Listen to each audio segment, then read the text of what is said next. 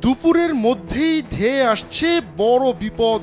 আবহাওয়া অফিস জানিয়েছে দেশের বিভিন্ন স্থানের উপর দিয়ে বয়ে যেতে পারে ঝড়। এজন্য নদী বন্দরগুলোকে 1 নম্বর সতর্ক সংকেতও দেখাতে বলা হয়েছে। আবহাওয়া অফিস বলছে দেশের 4 অঞ্চলে ঝড় বৃষ্টি হতে পারে। শুক্রবার দুপুর 1টা পর্যন্ত দেশের অভ্যন্তরীণ নদী বন্দরগুলোর জন্য দেওয়া পূর্বাভাসে এ তথ্য জানানো হয়। এতে বলা হয়েছে ময়মনসিংহ, সিলেট, চট্টগ্রাম ও কক্সবাজার অঞ্চলের উপর দিয়ে পশ্চিম উত্তর পশ্চিম দিক থেকে ঘন্টায় ৪৫ থেকে ৬০ কিলোমিটার বেগে অস্থায়ীভাবে দমকা ঝোড়ো হাওয়া সহ বৃষ্টি বজ্রবৃষ্টি হতে পারে। পূর্বাভাসে এসব এলাকার নদী বন্দর সমূহকে 1 নম্বর সতর্ক সংকেত দেখাতে বলা হয়েছে।